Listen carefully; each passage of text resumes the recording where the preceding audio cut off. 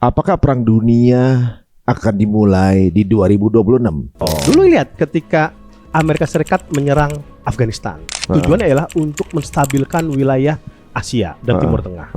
Ketika dia menyerang Irak tahun 2023, dia mengatakan ingin membumi hanguskan senjata pemusnah massal untuk mewujudkan keamanan di wilayah Timur Tengah. Semuanya kan pakai kata peace, perdamaian, stabilisasi.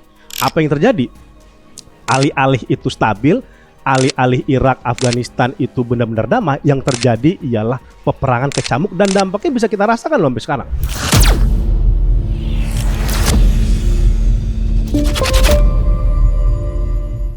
Banyak sign-sign yang mengarah ke sana.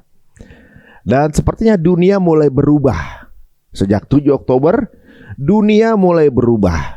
Ini sepertinya hukum-hukum tidak lagi berlaku. Ya, kita lihat ada perang ada perampokan di Venezuela, ada kemudian perang antara Arab Emirates, kemudian ada gejolak yang terjadi di Iran. Pokoknya banyak banget. Kita akan bahas dulu nih secara global bersama narasumber kita yang mengamati, dan sepertinya ini makin amburadul keadaan seperti sekarang nih. Ada Bang Pizarro. Assalamualaikum warahmatullahi wabarakatuh. Waalaikumsalam Bang Ari. Gimana Bang? Ini saya juga sampai begini Bang. Ini mau ngebahas yang mana? Ini semuanya kejadian. Iya. Bahkan baru di tahun udah begini gitu. Apa aja Bang kalau ada pengamatan Bang Pizarro? Ini apa ada satu garis merah nggak sih? Atau juga mungkin ada satu kan ada yang bilang juga bahwa konflik dunia tuh ada yang mainin gitu. Iya. Ada yang punya tujuan apa gitu, bikin konflik di sini. Ini apa sih sebenarnya terjadi sekarang nih? Iya, yang jelas Bang Ari, 2026 ini akan menjadi tahun perang. Tahun perang 2026. dan bad guy-nya tetap yang Dede juga. Iya, gitu juga. Jadi dunia udah tahu hamaknya siapa, udah tahu sebenarnya. Iya, karena kan kita lihat dari omongannya Trump. Ya, Donald Trump mengatakan dalam pidatonya, dalam statementnya bahwa 2026 akan menjadi tahun perdamaian. Kalau kita melihat politik luar negeri Amerika, kita harus membaca sebaliknya. Kalau dia bilang damai, berarti perang. Oke. Karena perdamaian menurut kamus politik Amerika itu berarti meluasnya perang agar dunia ini lebih dikendalikan dan mudah dikembalikan oleh Amerika. Oh, jadi damai bagi dia adalah karena kekacauan bagi kita sebagai semua. pemenang, dia yang damai. Betul. Karena menguasai dunia. Benar gitu. Dulu lihat ketika Amerika Serikat menyerang Afghanistan, tujuannya adalah untuk menstabilkan wilayah Asia dan Timur Tengah. Ketika dia menyerang Irak tahun 2023, dia mengatakan ingin membumi hanguskan senjata pemusnah massal untuk mewujudkan keamanan di wilayah Timur Tengah. Semuanya kan pakai kata peace, perdamaian, stabilisasi. Apa yang terjadi? Alih-alih itu stabil, alih-alih Irak, Afghanistan itu benar-benar damai, yang terjadi ialah peperangan kecamuk dan dampaknya bisa kita rasakan loh sampai sekarang. Irak itu salah satu negara yang tingkat buta hurufnya paling tinggi di Timur Tengah. Padahal dulu Irak adalah negara tempat keluarnya para ilmuwan. Iya, kita punya dinasti Abbasiyah di Baghdad. Abbasiyah yang sampai perpustakaan dibakar kan? Betul, dibakar. Penemu teknologi jam saat ini tuh dari sana tuh banyak. Dari Abbasiyah, Baghdad. Tapi di zaman Abbasiyah di mana kegemilangan ilmu itu sangat luar biasa. Kita lihat sekarang Irak itu luluh lantah. Habis siapa yang kenal Irak sekarang? Sebagai penghasil ilmuwan. Bahkan untuk memastikan ekonomi negaranya dan stabilitas negaranya aja susah. Makanya Irak kan termasuk nggak mau banyak cawe-cawe sama isu Timur Tengah. Karena di negaranya aja udah problem. Setelah kejadian Saddam Hussein, senjata pemusnah massal yang ternyata nggak ada. Dan kemudian pengalihan sumber daya buminya Irak ke negara Ono. Jadi sebenarnya dia tuh lagi ngerampok. Iya, lagi ngerampok pakai alasan pembenaran, perdamaian. Ngerampok dengan alasan perdamaian. Dan Irak itu kan kita lihat bukan hanya Amerika, Inggris, Tony Blair. Itu kan juga yang kemudian bergerilya di Inggris untuk memastikan kita harus mendukung upaya invasi ke Irak. Ya. Makanya kan Tony Blair itu kemarin mau diangkat menjadi Dewan Perdamaian di Gaza. Nah, menarik tuh, dia pakai istilah Board of Peace, Trump itu, untuk menggantikan kepemimpinan para pejuang di Gaza. Akan dibangun pemerintahan sendiri atas nama Board of Peace, lagi-lagi pakai peace. Dan orang Gaza nolak. Apaan peace? Kok yang peace yang mimpin Tony Blair, penjahat perang. Nah, jadi yang ngomong-ngomong peace adalah mereka justru pembuat perang. kita nggak bisa percaya kalau yang ngomong peace itu penjahat. Itu dia.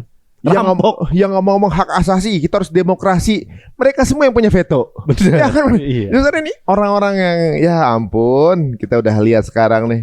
Kita aja jadi objek nih berarti. Nah, kita sekarang yang dihancurkan, dipecah belah, ya, dikacaukan di mana-mana. Jadi 2026 menurut saya ini akan menjadi tahun perang, dan tahun perangnya kalau dulu 2003 sampai 2025 sampai sekarang juga ya, itu fokusnya kepada Gaza, genosida. Ini akan lebih luas lagi nih skenarionya. Ini akan memakan banyak korban di kawasan, bukan hanya Palestina.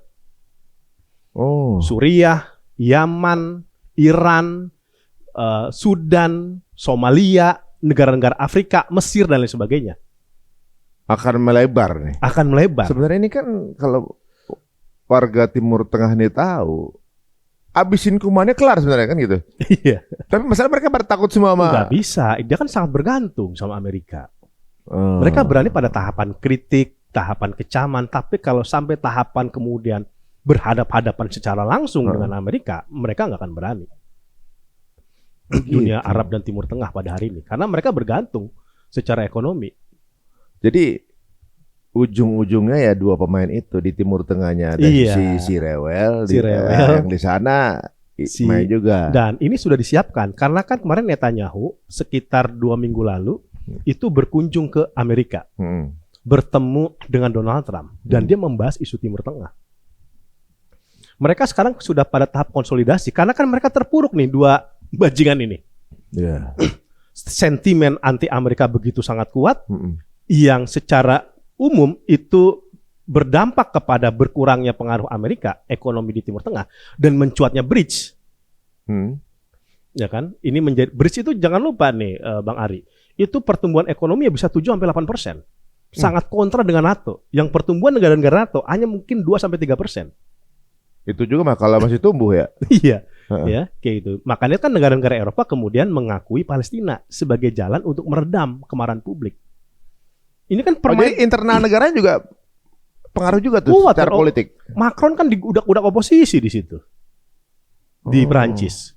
Ya, Italia demo berjilid-jilid. Kenapa Giorgio Meloni itu tidak mengakui Palestina? Kekuasaan mereka itu krisis di sana ketika mereka dianggap mendukung penjahat bernama Israel di Palestina. Ya. Dan ini membahayakan, mending hanya internal, tapi kan secara umum ada kemarahan dan ada upaya untuk memboikot sendi-sendi ekonomi Uni Eropa. Maka agar bola liar ini, bola panas ini tidak terus bergelinding, mereka mengakui Palestina. Ya. Tapi kan apa sih pengakuan yang diberikan Eropa kepada Palestina? Just on the paper menurut saya. Iya, nggak ada yang konkret. Nonsense, nothing. Karena ini hanya kayak menyelamatkan politik dalam negeri aja. Politik dalam negeri dan politik kekuasaannya. Ya, kayak gitu. Tapi ada sesuatu hal berarti people power di negara mereka masih takuti. Masih takuti. Betul. Nah, dan itu potensi meledak gitu. Yang kemarin di Nepal gitu misalnya gitu kan. Itu kan juga lumayan nakutin pemerintah-pemerintahan dunia kan. Bagaimana people power ngabisin Bangladesh. Ya kan gitu. Dan jangan lupa, itu kalau Nepal aja bisa kayak gitu, yang bisa dikatakan tingkat literasi HAM-nya tidak sebesar orang-orang Eropa. Bukan tidak mungkin di Eropa bisa lebih ganas. Eropa tuh kan educated minded dia orang-orangnya. Dia sadar HAM. Greta Thunberg, bayangkan dia mengalihkan isu isu keadilan lingkungan menjadi keadilan bagi bangsa Gaza. Karena udah defaultnya itu mereka sudah sadar HAM, masyarakat Eropa ya. Settingan pabriknya sudah sadar HAM. Jika ini terus menggelinding, bukan hanya akan berdampak kepada pemimpin Eropa ini, tetapi juga membuat negara-negara tersebut udah tidak lagi relevan di dunia ini. Ya kalau kita bilang ada kekuatan massa, ya ibaratnya misalnya kekuatan massa itu kan di tiap negara. Iya. Kalau dipikir secara global dunia, negara-negara yang lainnya adalah massanya kan sebenarnya kan. Iya. Si pembuat onarnya kan orang itu aja tuh. Iya. Kapan pada ininya sih pada meleknya gitu, atau juga misalnya secara diam-diam ada persatuan di mana untuk memiliki, kan lebih banyak jumlahnya, masa mudah banget sih dimain-mainin gitu kan. Saya dengar Amerika baru keluar dari 66 organisasi dunia. Iya. Ini maksudnya apa? Karena gue nggak ikut aturan deh, gue main sendiri gitu, bagaimana? Iya, karena Trump ini kan sudah mengarah bahwa Trump sama Israel bahkan tidak lagi mau bergantung kepada sistem internasional. Karena terbukti loh dalam kasus genosida Gaza, sistem internasional itu masih bisa dikangkangin sama dia. Kan kasus Gaza itu betul-betul menjadi tolak ukur utama apakah hukum internasional itu masih bertahan atau enggak. Dan ternyata ya walaupun berbagai resolusi di luar PBB, Amerika dan Israel itu masih tetap bertahan. Di situ kan dia melihat, oh ternyata ini masih bisa kita kendalikan ini. Ini masih bisa kita kangkangi. Makanya dia tetap dengan kepedeannya. Bukan tanpa kritik, Trump sangat kuat kritikan masyarakat di Amerika Serikat. Bahkan dukungan pemilih Partai Republik kepada Israel semakin lama semakin menurun loh. Ya, 43% survei terakhir itu. Masyarakat pemilih Partai Republik Donald Trump yang meminta agar Amerika tidak lagi memberikan bantuan kepada Israel itu udah 43%, walaupun belum 50%, tapi untuk hitungan Partai Republik itu kan tinggi.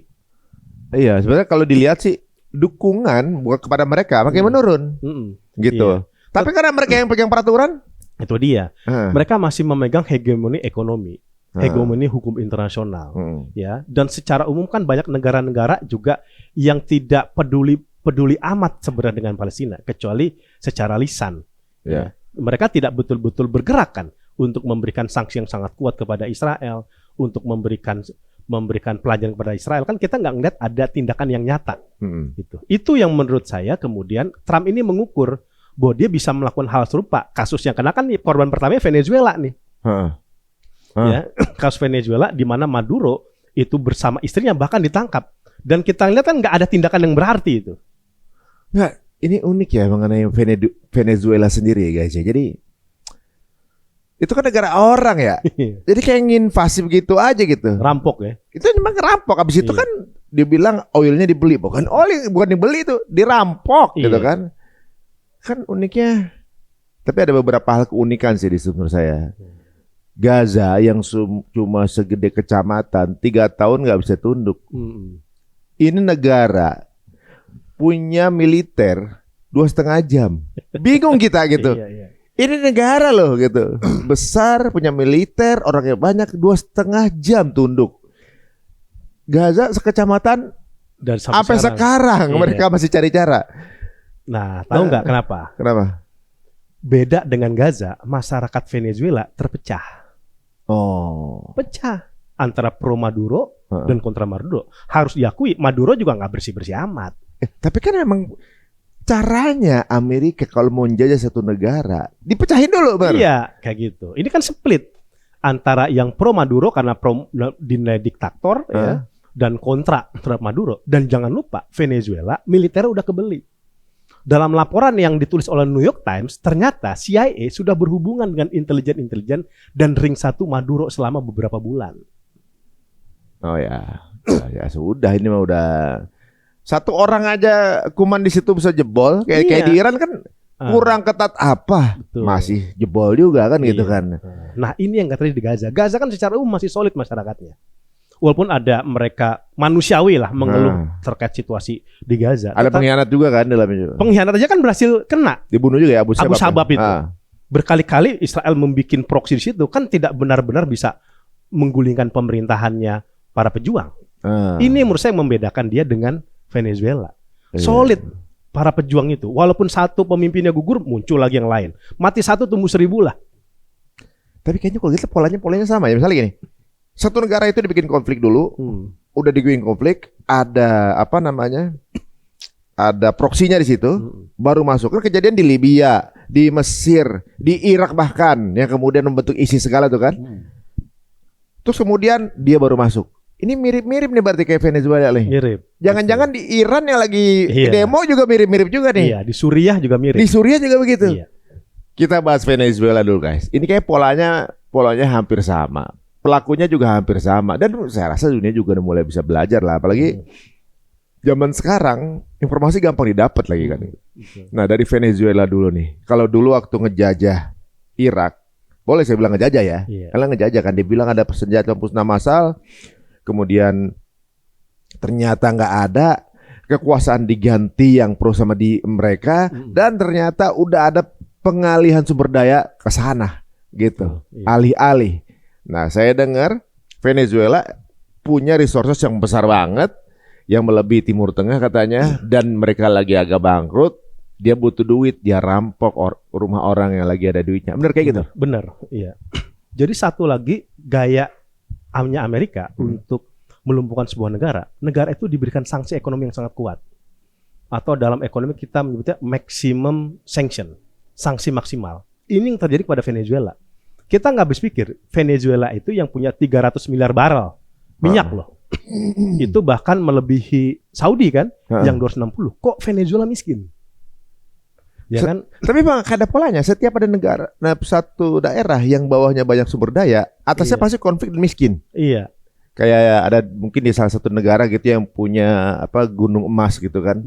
Atasnya pasti miskin, konflik lagi kan. Konflik, iya. Di Sudan begitu juga, di Timur Tengah. Iya. Nah, Venezuela begini juga. Iya, jadi Venezuela itu dia punya kait minyak, cuman bingung ngejualnya karena disanksi Amerika.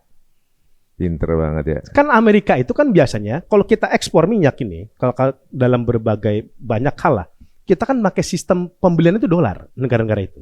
Kan negara itu nggak mungkin pakai uang lokal, itu pasti dolar. Sedangkan sistem penjualan minyak di dunia itu terkoneksi dengan bank-bank yang dikontrol oleh Amerika Serikat.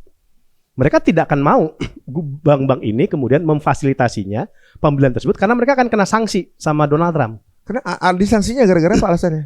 Ya karena Venezuela ataupun negara-negara ini itu kan dianggap bertentangan oleh Amerika Serikat secara geopolitik.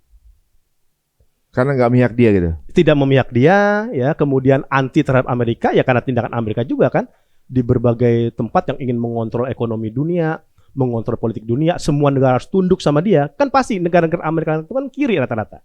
Dan dia tidak mau kan tunduk Fidel Castro, Che Guevara, Meksiko juga Meksiko, kemudian Chili, yang paling tunduk paling Argentina. Mana Argentina itu pendukung setia Israel itu. Nah, ini kan mau dikocok ulang sama Trump. Gini, oke, kalau kamu nggak mau ikut saya akan sanksi, saya akan sanksi. Membuat Venezuela itu nggak punya banyak pilihan untuk menjual minyaknya. Paling dia cuma ke Cina. Katanya Venezuela juga jual ke Cina dan Rusia katanya. Betul gitu. Cuman karena sanksi Amerika, Cina kan juga nggak mau berani vulgar belinya. Dia pakai jalur bayangan, pakai pihak ketiga, ya ataupun memakai transaksi-transaksi lain yang tidak terdeteksi oleh Amerika. Ya, itu satu. Kedua, kan nggak mungkin negara itu hanya 100% mengandalkan minyak. Kan dia butuh masukan-masukan atau butuh pemasukan ekonomi yang lain, nggak hanya berdasarkan minyak. Saudi misalkan, kenapa? Pertama, harga minyak kan naik turun, gitu ya. Kemudian kan minyak itu sekarang itu semakin anjlok harganya, karena ada penemuan lain misalkan ya, listrik misalkan, nikel dan lain sebagainya, gitu. Maka negara itu nggak bisa hanya berpatok pada minyak. Lihat Saudi, kurang kaya apa minyaknya? Tapi dia masih main hiburan, main sport, masih main AI, masih main investasi di Amerika. Uni Emirat tetap juga masih investasi emas di Sudan. Padahal kurang apa minyaknya? Cadangan investasi ya, cadangan pendapatan gitu. Iya, Brunei juga sama. Brunei mulai investasi di Indonesia. Karena minyak mereka punya minyak, tapi kan nggak bisa hanya bersandar ke situ. Harga minyak lama-lama anjlok, goncang, apalagi karena isu Timur Tengah. Ya, akhirnya mereka mulai berpikir masukan investasi yang lain di luar minyak. Dan ini yang problem di Venezuela kan dia mengandalkan 85% minyak pemasukannya. Sedangkan minyak dia disangsi oleh Amerika. Jadi nggak punya pilihan. Orang nggak bisa beli ke situ, akhirnya inflasi ya kan? Karena dia tetap butuh impor kan? Dan beli impor itu kan pakai dolar, bukan pakai mata uang lokal. Kita mau beli nih mobil dari Jepang, kan dia pakai dolar, bukan mata uang lokal. Iya ya. Nah, ini kuncian Amerika. Ini memang arsiteknya zaman dulu nih. Berarti emang udah kemikir sampai sejauh ini ya. Iya. Ya, si Bapak R itu ya.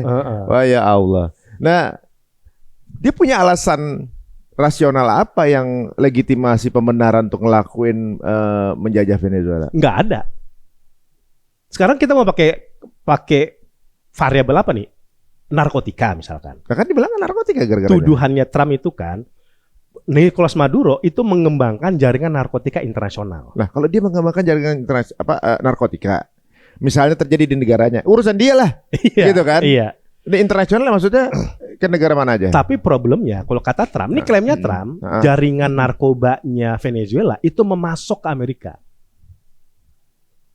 untuk menciptakan problematika drugs di sana, ketergantungan obat, kejahatan di sana. Makanya kan Amerika menuduh Maduro mengembangkan narkoterorisme. Narkoterorisme. Orang kalau pakai narkotika boro-boro mikirin perang, udah pada beler semua begitu. Iya, dia menyerang generasi muda di Amerika. Dia menyebarkan penyelundupan obat-obatan gelap di sana. Yang itu kan apalagi kan Amerika sangat strict kebijakan terhadap ekonomi asing ya, atau terhadap imigran. Dan itu yang dituduh Trump kepada Maduro, dia mengembangkan jaringan narkoterorisme untuk akhirnya membuat kekacauan, membuat ketidaksehatan pola hidup yang ada di sana. Dan ketika seorang mengalami bahasa itu ketergantungan obat, kecanduan obat, itu kan keluar pajaknya Amerika untuk menyelesaikan itu. Gitu, ya kan? Dia keluar itu biayanya untuk mengatasi problematika drugs yang ada di sana. Dan semakin dan uang Amerika, anggaran Amerika semakin terkuras. Padahal Amerika juga sedang menghadapi inflasi, sedang menghadapi tekanan ekonomi yang sangat kuat, sedang menghadapi isu pengangguran juga. Jadi kalau ngejajah Venezuela dapat minyak, dapat tambahan uang lagi, karena lagi bangkrut. Betul, tapi kan Trump itu masalahnya, apakah betul tuduhan kepada Maduro itu valid? Itu sepihak Pak ya? Kan iya, itu kan sepihak. Tidak pernah terbukti secara independen, secara faktual, sama kayak dengan senjata pengusaha massa dimiliki Saddam kan.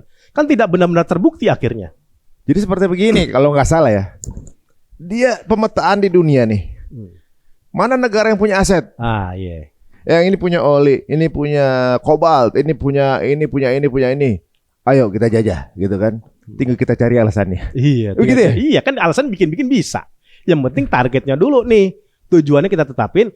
Modusnya gimana, metodenya gimana, alasannya apa bisa dibikin. Senjata pemusnah massal sampai dari tahun itu sampai sekarang nggak ketemu, tapi negaranya udah habis. Berapa juta itu orang meninggal? 300 juta kok saya. Banyak di Irak sih kalau datanya itu ya sampai ada yang sampai jutaan. Parah juga itu. Dan tidak hanya orang kan secara fisik ya, tapi itu kan berdampak sampai sekarang. Iya, berarti kan ini turun temurun. Ekonomi Irak itu babak belur. Iya, Libya juga digituin. Dan satu lagi nih kasus Venezuela menarik. Dia pengen mengocok ulang Amerika Latin agar menaruh proksi atau pemimpin boneka di situ. Ini kan semuanya begitu. Udah ada 2 nama tuh, penair Nobel perdamaian. Itu kan oposisi Maduro, tapi dekat sama mendukung Israel. Peraih Nobel perdamaian. Tapi dukung penjajahan. Lah yang standarnya mereka yang bikin. Gitu. Ya sama aja kayak standar tadi saya bilang, standar musyawarah, standar demokrasi. Iya, dan orang-orang ini udah kontak-kontakan sama Israel sebelumnya. Di belakangnya ada Israel juga nomor ini. Ya di Israel juga kan Netanyahu mengucapkan selamat kepada Trump. Ngeri. Dan berharap negara di Amerika Latin akan semakin mendekat kembali kepada Israel dan Amerika. Itu pidatonya Netanyahu deh kalau antum tonton. Itu udah ngomong kayak begitu. Itu Maduro, presiden negara orang. Yang nangkep dia. Ini aneh kan? Diadilin di peradilan Amerika. Ini gimana sih sistemnya? Iya sama kayak Sumut Flotilla tuh. Ditangkap di perairan internasional, dihukum dengan hukum Israel. Iya, udah terserah aja. Hukummu terserah dia aja gitu standarnya.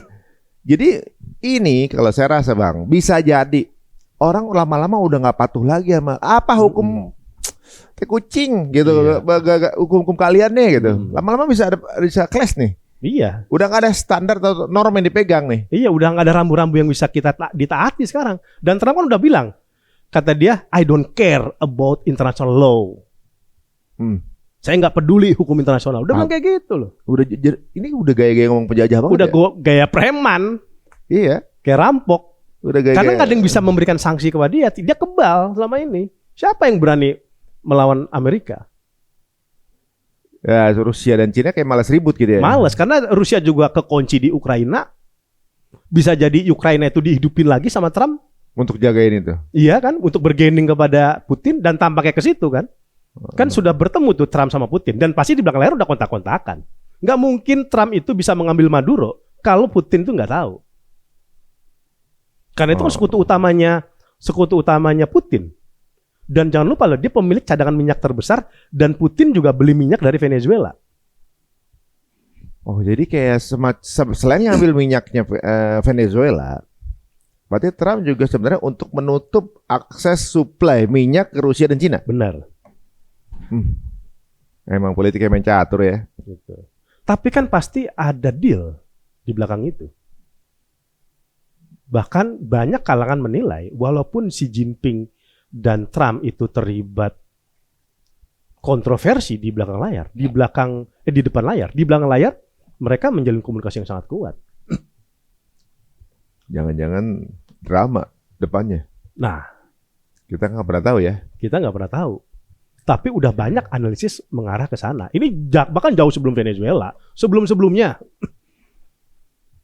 Karena kan Trump ini sangat negosiator dia. Dia sangat dibilang rasional untuk tahu jual beli dengan negara-negara lain. Karena dia bisnismen kan?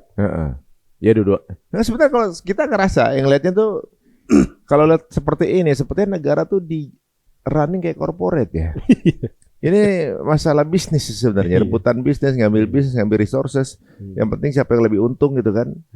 Nah, dia akan lebih lama berkuasa, lebih lama bisa ngerampok gitu kan. Nah, kalau kondisi internalnya Venezuela gimana tuh, kondisi HAM-nya, rakyat sipilnya yang bertahun-tahun setelah krisis ini kan? Iya. Ini gimana nih? Merekanya happy atau enggak sih dengan? Nah, itu tadi problematikanya, masyarakat Venezuela itu enggak satu suara. Problematikanya memang harus diakui, Maduro juga dianggap diktator. Kasus-kasus pelanggaran HAM. Itu dia katanya mirip-mirip Saddam Hussein gitu ya. Iya, biasa gaya pemimpin diktator seperti apalah. Pemimpin pasti hitam putih lah. Ya, kita nggak bisa melihat dia putih selalu ataupun hitam selalu. Apalagi karakteristik Amerika Latin. Itu yang membuat terpecah. Oh, kadang-kadang begini kali Bang. Ketika sebuah pemimpin ingin menjalankan kedaulatannya pengaruh dari Amerika, maka akan dihembuskan ke diktatoran. Misalnya kayak Libya tuh. Maduro sekarang misalnya gitu. Iya. Itu kan dihembuskannya jadi diktator, ada golongan yang kemudian ingin menjatuhkan dia karena mungkin setiap negara pasti ada pesannya kan. Waktu Henry Kissinger meninggal ternyata di balik 32 negara, konflik 32 negara. Iya. Yang bukan di Amerika gitu. Iya. Berarti setiap politik semua negara ada part mereka dong. Iya, harus kita akui. Mereka kan sudah termasuk di Indonesia dong. Iya, pastilah. Oh. Di Indonesia pastilah. Henry Kissinger kan di Indonesia mainannya. Henry Kissinger Indonesia juga. Dia main ke Indonesia, Timur Timur dulu. Kan restu Soeharto menyerang Timur Timur setelah bertemu Henry Kissinger dan setelah mendapatkan green light dari Henry Kissinger. Berarti lebih dari 32 negara sebenarnya ya. Iya, lebih yang tercatat di sejarahnya Henry Kissinger, jangan-jangan lebih dari sangat banyak. Jadi kalau sekarang ini kalau Venezuela jatuh ya, kan yang berikutnya Greenland nanti kita bahas juga. Venezuela jatuh, impactnya apa ke wilayah sekitaran Amerika itu? Nah, ini menarik. Masalah ini menarik, Bang. Karena kalau kita lihat dari pola yang disampaikan oleh Trump dan politik luar negeri Trump, tampaknya tidak berhenti di Venezuela. Kita lihat Trump, dia minimal menyebut pertama Meksiko. Lalu menyebut Kolombia, Gustavo Petro. Yang dulu datang di PBB, yang maki-maki Trump dan bahkan ikut demo. Kemungkinan itu menjadi, kemudian Kuba. Ada 4 tuh ya. Konteks Amerika Latin ya, atau Amerika. Kalau Greenland kan dia Europe, Denmark, seperti itu. Minimal ini negara-negara yang memang disasar. Dan negara-negara ini kan secara militer tuh nggak begitu kuat. Kita belum lihat ya. Ini kalau Venezuela kan masih status quo pemerintahannya Maduro nih, walaupun dia ditangkap. Tapi kan masih ada wapres di situ. Masih ada menteri pertahanan yang mereka mengatakan kalau Amerika masuk kita siap tempur. Yang setelahnya maksudnya? Iya, setelah Maduro ditangkap nih, kan dia kalau Amerika betul-betul ini menguasai, kan dia harusnya masuk menguasai Venezuela, tentaranya. Kan ini secara umum walaupun Maduro ditangkap, tetapi pemerintahan Maduro itu masih ada, masih eksis. Ya, masih ada wakil presidennya, yang dia menentang tindakan Amerika dan akan melawan Amerika. Menteri pertahanan juga sama, siap tempur dengan Amerika.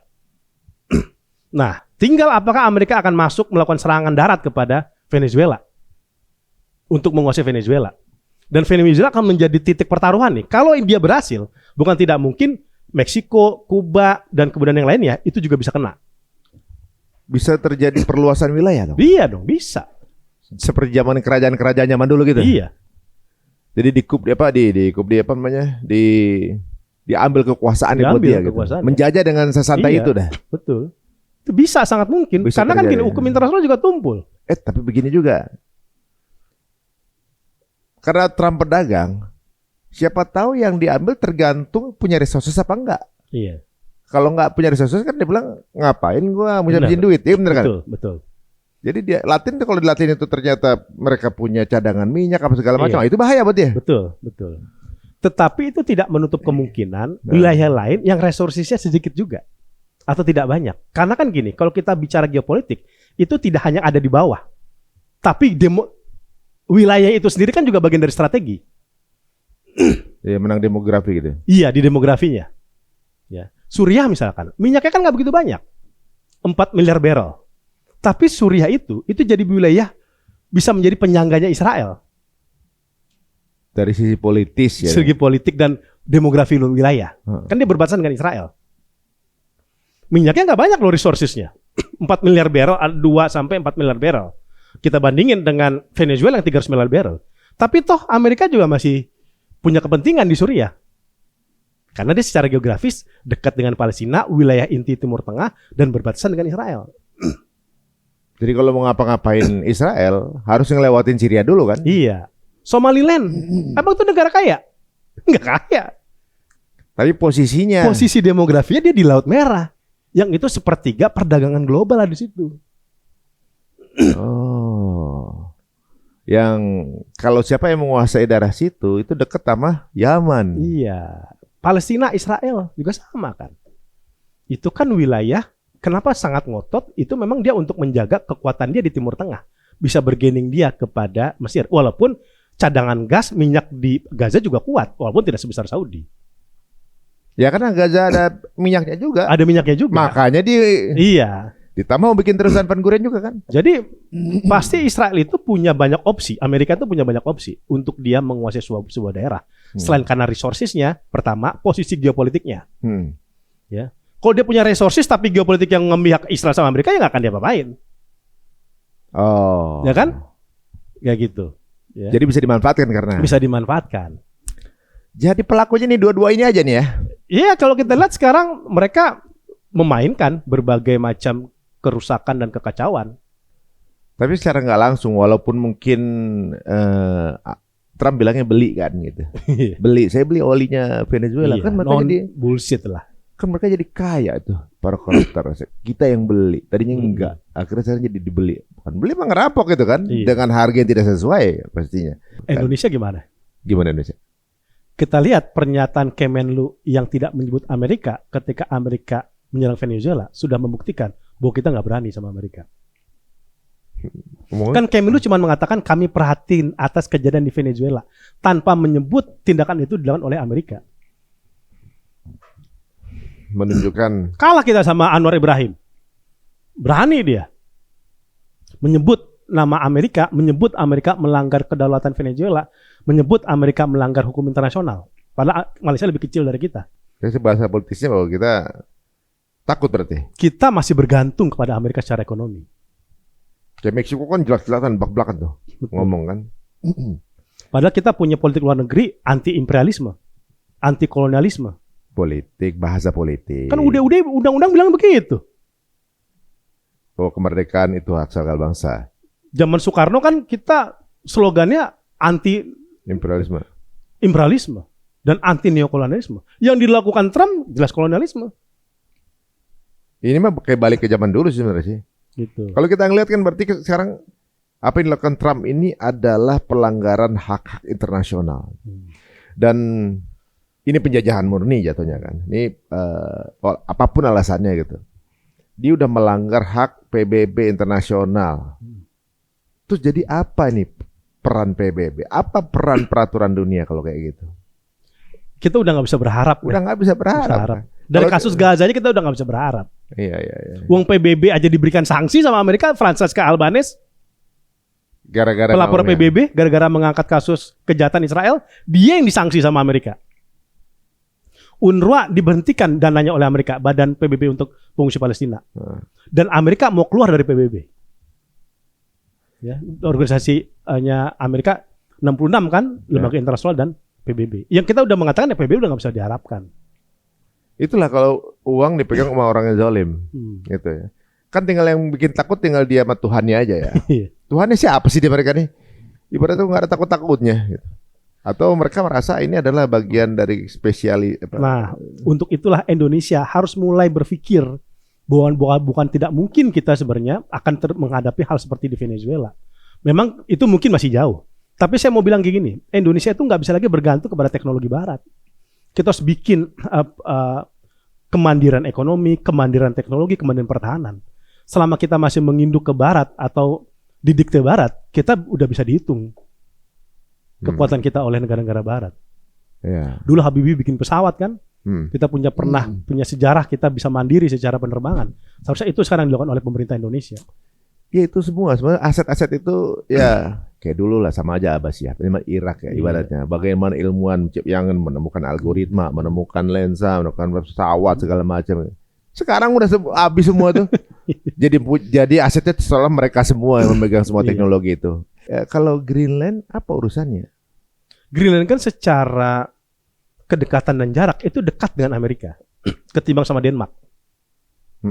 Jadi di Greenland itu wilayah Denmark, tapi yang lebih secara jarak itu lebih mendekat ke Amerika. Ada apa sih di Greenland? Banyak resources di Greenland, jangan lupa. Ya, ada punya banyak kandungan mineral di situ. Greenland itu. Apalagi dia bisa menjadi wilayah penyangganya Amerika, kan berdekatan dengan Amerika. Makanya Amerika udah membangun banyak pangkalan militer di wilayah Greenland. Sudah membangun pangkalan-pangkalan tentara yang ada di sana. Dan investasi Amerika juga udah masuk di Greenland. Itu kepentingannya Amerika untuk menguasai Greenland. Dan ini kan selalu menjadi isu sebelumnya. Tinggal dua nih, dia mau mencaplok atau ngebeli. Atau mencaplok seolah terlihat membeli. Iya. Alaska kan dia beli dari Rusia. Tahun 1860-an. Beli itu dari Rusia, Alaska itu. Amerika itu pada tahun 1860-an.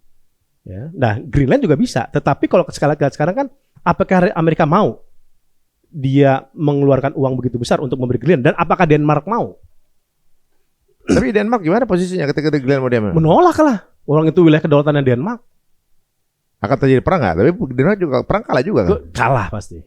Denmark kalau perang kalah. Denmark bukan negara yang punya kekuatan militer yang sangat kuat. Tapi kan Denmark ini bagian dari Eropa masalahnya. Kalau Denmark terjadi, kan ketar-ketir juga ini negara-negara yang lain. Kalau Denmark terjadi bisa clash internasional. Clash ya, dan bisa mempertambah ketegangan antara Uni Eropa dengan Amerika yang sekarang sudah tegang. Kan sejak eranya Trump ini, Trump itu nggak begitu sangat mendukung Eropa untuk memerangi Rusia. Sedangkan Eropa selama ini menagih janji Amerika untuk memberikan dukungan kepada Eropa dan Ukraina untuk berhadapan dengan Rusia.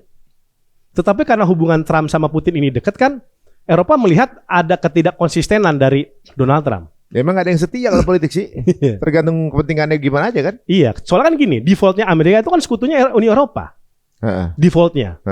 Itu. Jadi siapapun rejim penggantinya, Eropa itu kan mengharapkan dukungan yang begitu besar dari Amerika Serikat terhadap eksisi Eropa, karena which is mereka bagian juga dari NATO. Tapi kan Trump ini berpikir kan bisnis. Mana yang menguntungkan aja ya? Iya gitu. Mana yang menguntungkan, mana yang merugikan. Perang itu kan siapa yang mau sekarang? Kalau dia nggak dapat apa-apa. Apalagi dia perang berhadapan dengan Putin yang secara umum itu memiliki hubungan yang sangat dekat dengan Trump. Kemarin kan ditanya sama wartawan, apakah Trump juga will capture Putin? Wartawan kemarin. Apakah Trump juga akan menangkap Putin? Dan Trump mengatakan, saya tidak berpikir demikian. Tapi kalau lawan Rusia secara militer sama-sama kuat. Sama-sama kuat, sama-sama punya nuklir 5.000. Sama-sama punya nuklir, sama-sama. Lagi pula militernya Rusia kan militan semua tuh. Iya, gitu. Tapi kan dia nggak bisa nyerang tanpa dukungan Eropa. Iya. Enggak, kalau misal terjadi coup, bukan coup ya, mau nyulik gitu. Mau nyulik. Sulit. Iya. Udah jauh. Udah selain jauh juga untuk bisa masuk dia kan butuh mata-mata di dalam. Di Rusia sekali ada mata-mata selesai, ngek gitu kan, nggak ada ini lagi kan. Nah ini kalau terjadi invasi ke Greenland, bisa terjadi konflik antara Uni Eropa dengan Amerika. Iya. Bukan hanya Denmark, bahkan dunia internasional. Bisa jadi banget perang dunia ketiga ya. Iya. Karena udah kelewatan nih. Maduro lu tangkep, nambah lagi ke Greenland. Besok apa? Kan pasti negara-negara itu berpikir, bisa jadi gue. Kalau misalnya Maduro boleh ditangkap, presiden negara orang boleh diculik, berarti bisa aja dong salah satu negara itu nyulik Netanyahu. Iya. Ya kan? Iya. Terserah dia gitu kan. Dinyulik itu diadili di negaranya. Boleh dong kayak begitu. Bisa kayak gitu. Orang-orang nanya kan, kalau bisa ngelakuin sama Maduro, kenapa nggak dilakuin ke Netanyahu kan gitu. Iya. Ya teman gimana sih lo bikin. Ini kan dari sisi apa namanya Amerika sendiri nih, yang sekarang lagi menjadi yang problematik nih. Aduh, kalau Syria apa ininya dia? Kepentingannya dan konflik apa yang lagi di-manage? Nah, di Suriah ini sedang bertarung kelompok namanya, gampang kelompok milisi Kurdi. Namanya Syrian Democratic Forces, SDF. Itu yang anti Turki ya? Anti Turki. Oh. Ya, ini menarik nih. Karena SDF ini menguasai 30% wilayah Suriah. Gede juga. Gede. Tidak hanya 30% wilayah Suriah, tapi juga sekitar 80% kandungan minyak yang ada di Suriah. Wah, kalau ada kandungan minyaknya, perkara bakal konflik nih. Perang. Pemerintah Suriah mengatakan kan Bashar Assad udah tumbang nih. Udah ente integrasi dong sama kita. Nggak ada lagi separatisme, nggak ada lagi perpisahan. Kan ente masih dalam satu wilayah Suriah. Gitu. Integrasi. Cuman namanya juga milisi Kurdi. Tujuan dia kan state. Oh, Kurdi itu pengen punya negara sendiri. Pengen punya negara sendiri. Dimanapun Kurdi itu punya negara sendiri. Minimal otonomi. Kurdi kan menyebar di berbagai negara kan. Iya. Dan gak punya state sama sekali kan di semua negara itu. Padahal mereka punya resource. Oh. Gitu. Nah ini yang dimainkan oleh SDF. SDF memberikan syarat kepada pemerintah Suriah. Kalau kami ingin gabung ke Suriah, syaratnya pertama, kami bisa bikin negara dalam negara. Mini Kurdi. Mini state dalam tanda kutip. Contoh apa yang udah kayak gitu ya? Ini Kurdistan Regional Government di Irak. Oh gitu. Itu wilayah itu dia punya otonomi 2005 setelah Saddam Hussein tumbang. Kayak Aceh Indonesia bukan? Kayak Aceh, tapi ini lebih kuat. Aceh kan gak punya tentara sendiri. Ya nggak diizinkan. Gak diizinkan. Dia punya tentara sendiri. Bahkan dibilang tentaranya lebih kuat daripada tentara Irak. Dia bisa mengatur minyak sendiri. Walaupun di bawah satu otonomi yang sama. Iya, walaupun dia di dalam negara Irak. Tapi kan ini pernah terjadi di Amerika sendiri kan. Itu state dikumpulin 50. Iya. Jadi negara United States. Betul. Walaupun akhirnya semua diambil ke pusat. Iya, itu. Nah, ini SDF itu dia pengen kayak gitu. Saya pengen kalau gabung ke Suriah, saya punya tentara, saya punya resources sendiri, saya kelola, saya bisa berhubungan dengan asing. Ya kalau kayak gitu mah lu bukan masuk ke negara Suriah. Lu kayak punya negara sendiri. Ini yang bentrok sampai sekarang nggak ketemu. Oh. Apalagi dia punya 80%, 70 banyak variasi ada, tapi kita ambil angka tengah lah. 70 sampai 80% kandungan minyak yang ada di sana. Bayangin, itu kalau di total jumlahnya mau tahu berapa? Bro. 2.600 triliun rupiah. Oh, gede banget ya. Gede. Oh, berarti kalau misalnya mereka punya negara sendiri, satu Syria itu cuma punya 20%. Betul. Sama kayak Sudan sekarang. Sudan Selatan itu punya 75% kandungan minyak. Sudan yang sekarang cuma 25%. Kenapa itu? Makanya SDF itu ngotot. Dan SDF ini didukung oleh Amerika. Nah, kalau posisi Turki ngeliat ini, dia pro atau kontra? Turki lebih pro terhadap pemerintah Suriah. Ya karena dia kan anti Kurdi kalau nggak salah ya. Iya, sebenarnya dia bukan anti ya. Bukan anti Kurdi. Ini kelompok separatisme. Ya kan sering ada terjadi konflik kan di Turki dari Kurdi. Karena kalau dia ini Syrian Defense Democratic Forces atau kelompok Kurdi Suriah Utara ini merdeka, itu akan mengancam Turki. Kelompok Kurdi yang ada di Turki juga bisa meminta merdeka. Atau mungkin yang Kurdi yang di Turki jadi punya negara dia pulang, nggak begitu? Bahkan bukan gitu. Bahkan kelompok Kurdi Suriah Utara itu bisa memasok senjata ke Kurdi yang di Turki. Gitu.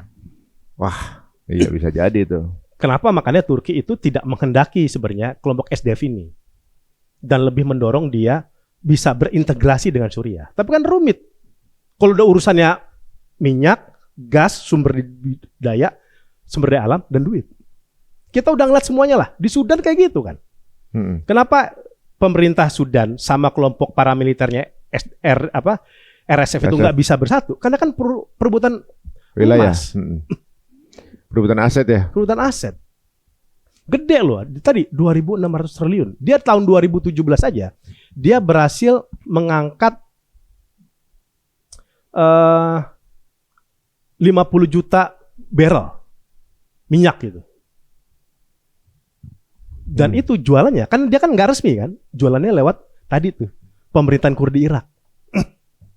Lewat situ dia ngejual ke internasional. Kan berbatasan tuh. Ya, Suriah Utara dengan wilayah Irak ya, itu berbatasan. Dan dia jualnya tuh pakai menyelupkan minyak secara gelap kepada pemerintahan Kurdi di Irak untuk dijual ke internasional. Makanya SDF itu berani dia ngelawan, dia punya senjata, dia punya duit, apalagi didukung oleh Amerika persenjataannya. Dia berani melawan Suriah. Jadi Amerika ini nempelnya ke milisi Kurdinya atau ke Suriah? Milisi Kurdinya. Malah ke milisi Kurdinya? Milisi Kurdinya. Itu kan dari dulu udah diberikan persenjataan. Oh, jadi kayak Al-Julani ini hubungan dengan Amerika adalah untuk meredam biar konflik ini. Itu kan iya, itu kan banyak faktor. Pertama pragmatisme ekonomi. Kan Suriah harus keluar dari sanksi agar nggak kayak Venezuela. Kan Suriah disanksi itu oleh Amerika. Dan dia mendekat kepada Donald Trump untuk mendorong Trump mencabut sanksinya kepada Suriah. Gitu. Saya kan baru pulang dari Suriah September. Ya emang itu negara dia bisa dikatakan under poverty. Miskin memang. Jadi Al-Julani ini lagi bersiasah untuk menyelamatkan negaranya dulu. Betul. Tapi ini yang digoreng oleh pro Assad. Yang ada di mana-mana, Bo. Lihat tuh, mereka tuh pro Israel tuh, pro Amerika tuh. Iya. Ya. Bikin ini kerjasama. Padahal kan lagi karena para negara lagi bersiasah. Benar. Ya karena under poverty dan dia harus bijak juga kan. Dia harus kan gini. Karena karikaturnya kan nanya, kalau kita miskin, nggak punya duit, lu apa bedanya sama Assad? Iya. Di bawah Assad kita lapar, udah ditindas pula, dibunuh, lalu juga kita nggak dapat ekonomi dari situ.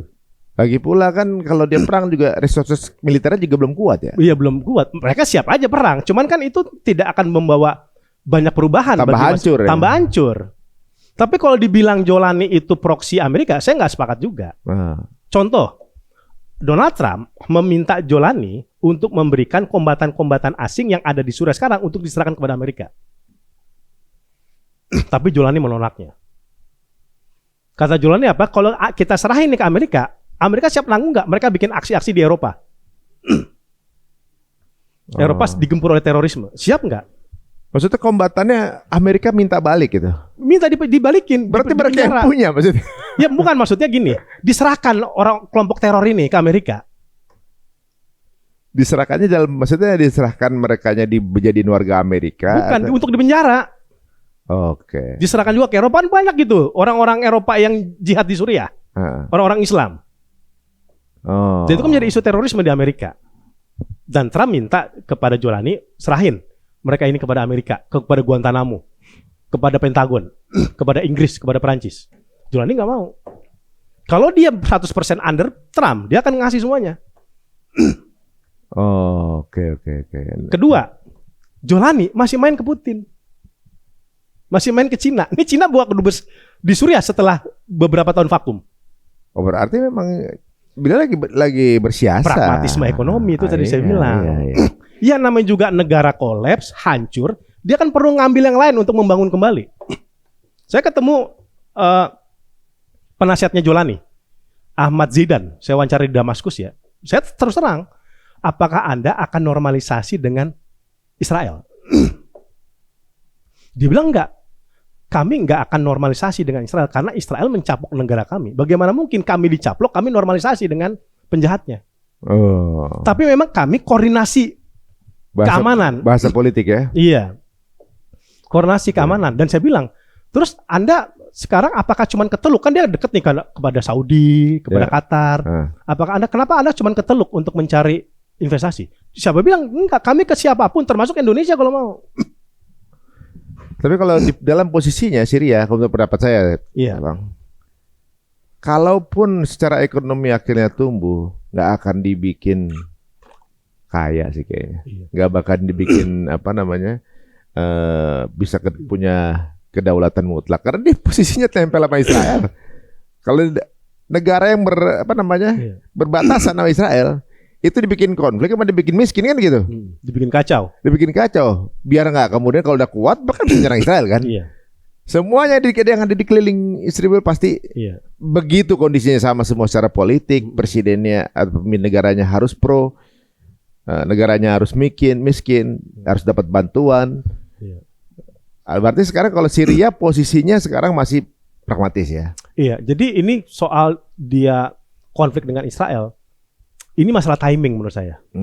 Hanya masalah waktu. Kalau untuk sekarang mungkin tidak. Karena Suriah juga memahami kalau kita konflik dengan Israel itu bagian dari upaya Israel mengalihkan fokus di Gaza.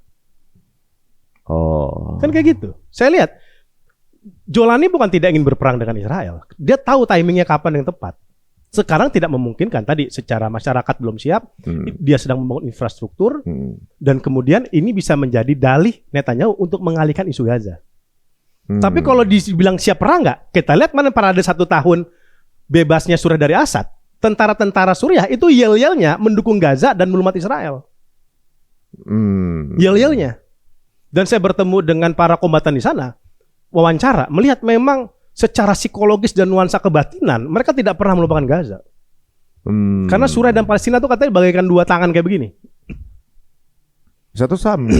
Ya kan gini, ya mereka Rusia aja dihajar sama dia di Suriah, Iran masuk, Hizbullah masuk, Amerika masuk, aja perang.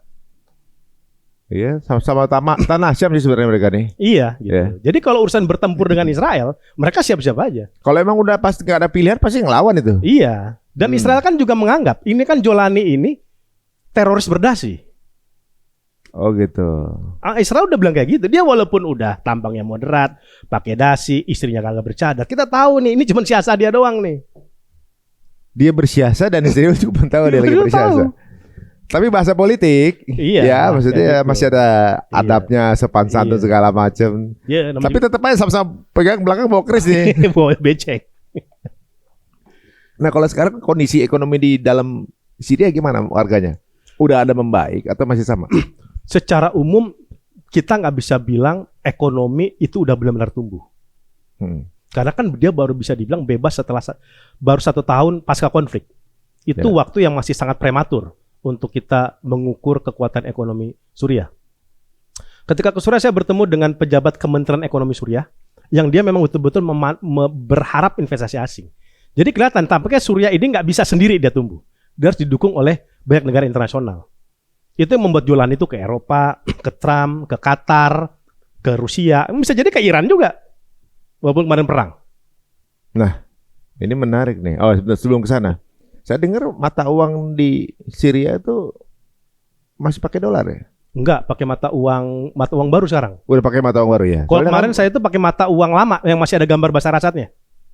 Oh, soalnya kan mata uangnya yang katanya nggak dipercaya lagi mata uang itu kan. Kemudian sempat pakai dolar. Sekarang udah pakai mata uang sendiri. Sekarang mata uang sendiri. Belum lama ada sinyalemen katanya Amerika menyerang Iran, gitu kan. Walaupun itu penuh risiko ya. Iya. Tapi sekarang di Iran juga lagi panas nih. Betul. Ini panasnya internal ya maksudnya ya. Iya. Ada demo yang katanya puluhan orang meninggal gitu kan. Iya.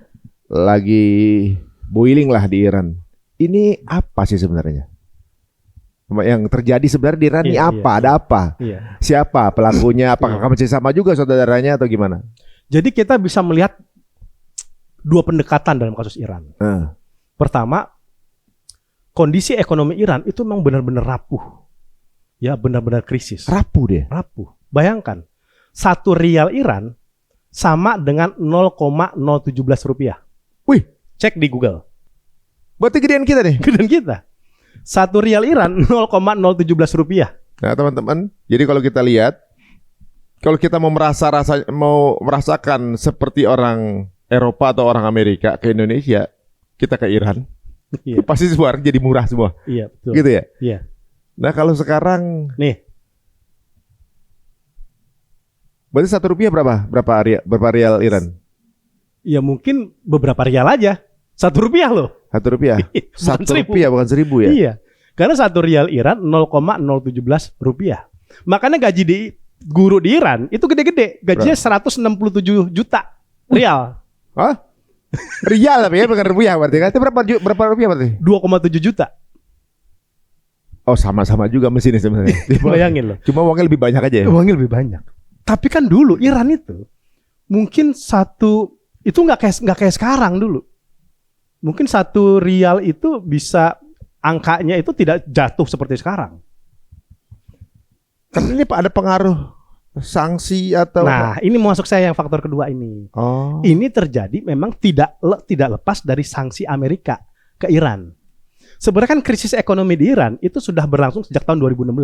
Berarti krisis ekonomi di Iran itu dibuat oleh Iya, Amerika? Iya. Dia lagi ngeri banget emang kita ngomong rumah Jadi hama. kan antum lihat ya, 2016 terjadi demo besar, krisis ekonomi di Iran. Itu 2016. Saya masih ingat, saya pernah ngisi acara tuh soal krisis ekonomi Iran tahun 2016. Itu terjadi itu. Dan semakin parah, itu bermulanya krisis ekonomi yang cukup besar lah di Iran 2016. Diperparah nanti kemudian sanksi maksimal, tekanan ekonomi maksimal yang diberikan oleh Donald Trump per 2018. Nah, kondisi Iran tuh sama kayak Venezuela. Kalau Venezuela 300 miliar barrel, Iran itu cuma 200 miliar barrel minyaknya. Lebih sedikit tuh. Ya. Banyak juga tapi sedikit ya. Banyak juga tapi lebih sedikit dari Venezuela. Problemnya juga sama. Sebelum sanksi Amerika, Iran itu bisa mengekspor 1 juta sampai 1,5 juta barrel minyak ke luar negeri per hari loh. 1 juta. Siapa pelanggannya? Cina, India, Uni Emirat, Turki, Jepang, Korea dan lain sebagainya. Rusia juga. Ya. Tapi setelah Trump memberikan sanksi, negara ini mundur satu persatu secara teratur. Malas ribut. Iya, malas ribut sama Amerika, malas disanksi oleh Amerika. Karena kan Amerika menerapkan sanksi sekunder. Sanksi sekunder itu di mana pihak ketiga ketika bertransaksi dengan Iran, maka dia akan mendapatkan sanksi oleh Amerika. Bisnisnya nggak fair banget. Gitu. Kalau secara bisnis, iya, nggak fair itu. Iya nggak fair. Tapi kan gini, masalahnya kan orang transaksi apapun sekarang pakai dolar. Itu udah nggak fair duluan. Iya. Sama tuh kayak kasus Venezuela. Nah, akhirnya tuh satu persatu mulai selesai, tidak menunjukkan hanya mungkin Cina. Cina pun juga takut disanksi Amerika, makanya dia pakai membeli secara bayangan, pakai pihak ketiga, main proxy, pakai proxy atau pakai perusahaan yang lain, gitu. Nah, akhirnya dari dulu sebelum 2018 dia ekspor 1 sampai 1,5 juta barrel, sekarang cuma 500.000 per hari. Inflasi akhirnya terjadi di sana. Makan ekonomi turunnya deh. Kan sekarang tuh kan dimulai dari kelompok bazar. Bazar itu kelompok ekonomi pasar lah. Ya. Bazar, ada bazar di Teheran, di mana-mana. Itu sebenarnya pendukung loyalisnya rezimnya Khomeini dulu. Tetapi kan mereka kemudian akhirnya sekarang ini kenapa mereka menjadi pihak yang ikut melakukan demonstrasi? Karena tekanan ekonomi begitu kuat. Mereka jualan alat-alat elektronik hasil impor kan nggak kebeli di Iran. Dari nilai jual itu nggak bisa kejual di Iran karena inflasi begitu tinggi. Akhirnya dia rugi. Dan terjadilah demonstrasi besar-besaran yang terjadi di Iran. Kelompok pemuda, kelompok masyarakat. Karena gini, inflasi itu 75%, kenaikan gaji cuma 20%. Apa ini berarti, kan gini, Iran adalah list dari beberapa negara yang nggak mau menerima perbankan internasional. Betul, iya. Yang sebelum-sebelumnya udah dihabisin semua. Yang nggak mau ambil perbankan internasional, yang disetting sama Amerika, itu dihabisin negaranya. Betul. Ini Iran negara terakhir nih. Iya. Jadi yang nggak mau ngambil konsep perbankan internasional itu kena sanksi. Kena sanksi. Dan itu yang terjadi di Iran sekarang. Ini masih bertahan aja nih gitu ya. Iya. Ini sanksinya makin berat dong. Iya, akan semakin berat. Dan ini masih bertahan mereka. Berarti benar ya konsep perbankan zaman dulu ketika dibuat. Saya dengar dia salah satu juga di sini juga kalau nggak salah. Ini yang ngomong Rothschild kalau nggak salah yang bilang kita tidak perlu menjajah sebuah negara dengan senjata. Cukup masukkan saja perbankan di negara itu, maka mereka akan jadi budak kita. Bener dong berarti. Iya. Kalau dia nggak nurut, kunci itu perekonomiannya. Iya. Mampetin tuh uangnya. Gitu. Nah, itulah yang terjadi sekarang di Iran. Jadi kelas ekonomi menengah sekarang turun ke kelas ekonomi bawah. Sebagian. Dengan sanksi Amerika itu. Masyarakat teriak kan harga mulai mahal, pendapat ekonomi nggak begitu besar, akhirnya terjadilah demonstrasi di berbagai wilayah. Jadi menurut saya kalau dalam konteks Iran itu tuntutannya lebih bukan pergantian rezim, tapi tuntutannya lebih pada perbaikan ekonomi. Bahwa ada sayup-sayup kemudian menolak rezimnya Khomeini sekarang, mendukung Khomeini sekarang, menurut saya itu nggak mayoritas. Itu hanya kelompok-kelompok liberal dan pro demokrasi di Iran. Walaupun bisa aja bisa menggelinding lebih besar, bisa. Karena apa? Karena yang demo juga termasuk tadi kelompok loyalisnya Khomeini zaman dulu. Yang mereka lebih fokus pada perbaikan ekonomi. Bukan gulingin kekuasaan. Bukan gulingin kekuasaan. Ya walaupun kita nggak bisa menampilkan juga. Mossad Israel mengakui bahwa kami beroperasi di Iran. Tapi kan operasi Mossad di Iran kan bukan sekarang doang. Ismail ini meninggal karena siapa? Operasi Mossad. Iya. Mossad udah begitu banyak di sana. Jadi Mossad udah di dalam sebenarnya. Udah di dalam. Cuma lagi nyari. CIA udah di dalam. Cuma lagi nyariin pintu aja nih. Iya. Lagi bolong dari dalam biar bisa masuk dari luar gitu kan. Gitu. Nah, jadi menurut saya ada dua pendekatan tuh. Ada permainan dari asing, Amerika. Ada juga masalah situasi ekonomi yang semakin lama semakin membelit. Apalagi nih, kita juga harus fair. Pemerintahan Iran itu banyak menghabisin duit untuk perang di luar negeri. Bisa jadi ketika ekonomi udah habis di dalam, wah diserang baru kan udah nggak punya duit lagi nih. Iya. Ketika nggak punya duit, nggak bisa ada perlawanan. Bisa begitu juga ya. Iya. Jadi keadaannya di sana yang terjadi ada demo besar-besaran antara warga dengan pemerintah. Iya, oposisi. Dengan oposisi dengan pemerintah. Iya. Yang terbunuh Masyarakat, siapa? Yang terbunuh kedua belah pihak. Kedua belah pihak. Tetapi paling banyak itu masyarakat demonstran. Jadi kayak perang, saya civil war dong. Yes. Ke civil war. Civil war sekarang antara bagaimana terbunuhnya pasukan pemerintah, masyarakat bersenjata juga. Iya, ketika demonstrasi bentrok, sama aja kayak demonstrasi di sini. Kan demonstrasi itu sekarang udah menjalar ke puluhan provinsi. Dan para polisi kan juga menindak para perusuh. Ya kan ini polanya mirip-mirip ya. Waktu terjadi kan ada satu momen kalau nggak salah ya, karena umurnya udah banyak nih gua. Di Timur Tengah itu hampir di semua Timur Tengah ada konflik internal politik. Semuanya demo gitu barengan. Dan pada pergantian pemimpin saat itu. Nah pemimpinnya udah pro ke sana semua. Habis itu kan gitu. Apakah ini proses yang mirip? Prosesnya mirip tapi menurut saya nggak mudah untuk menaklukkan Iran. Emang Iran agak pemerintah tegas sih ya sebenarnya. Iya, dia kan punya dia punya ada militansi lah. Dia punya semangat yang sangat kuat. Dan itu tidak mudah menurut saya akan dilakukan oleh Amerika. Termasuk seruan Trump untuk pergantian rezim menurut saya nggak begitu mudah populer dilakukan. Karena kalau sampai kemudian Amerika masuk itu justru menyatukan masyarakat Iran yang terpecah sekarang. Oh, ada cost untuk kemudian menyatukan lagi. Karena kan ada isu nasionalisme yang bangkit di situ. Ya sama kayak kita lah. Kita kritik kuat pada pemerintah, tapi kita kemudian pemerintahan kita diintervensi, diserang asing, kita pasti juga ngelawan kan. Gitu. Benar juga. Jadi mereka jadi punya alasan untuk bersatu ya. Nah, makanya menurut saya kebijakan Amerika Serikat dan Israel lebih kepada nanti memainkan proksi di Iran, oposisi, kelompok Kurdi, kan sama juga. Ada Kurdi juga. Ada juga. Ada kelompok Kurdi. Itu yang membuat kemudian menarik Turki membantu Iran dalam konteks ini. Padahal kan Turki itu bentrok sama Iran di Suriah. Tapi di sini mungkin melihat ada potensi Kurdi juga. Nah, karena gini, kalau Iran kemudian chaos, pecah, itu bisa merembet ke Turki. Makanya Turki walaupun punya kebijakan politik yang berbeda dengan Iran, dalam hal ini dia membantu Iran. Laporan intelijen pergerakan kelompok kayak Kurdi atau intelijen Mossad yang sedang bermain itu dipasok oleh Turki kepada Iran. Walaupun Iran sama Turki itu sering sekali berbeda pendapat. Bahkan di Suriah mereka bentrok. Di Azerbaijan mereka bentrok.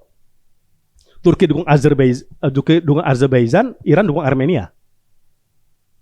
Oh, konflik Armenia Azerbaijan. Oh ya, namanya politik juga nggak ada memang kesetiaan secara itu. Karena ngeliat gila, ini apakah ini gini, negara-negara itu kan pasti berpikir national interest. Apakah konflik yang ada di Timur Tengah ini bisa berdampak kepada kita secara langsung? Itu kan pasti dianalisis sama intelijennya. Kalau dia punya dampak, maka mereka memutuskan untuk memberikan bantuan. Ada koordinasi intelijen diantaranya. Nah kalau IRGC gimana nih? Ininya apa namanya pengaruhnya? Nah, IRGC ini kan menarik ya. Dia ini kan pasukan ideologis. Dia beda dengan pasukan reguler tentara di Iran.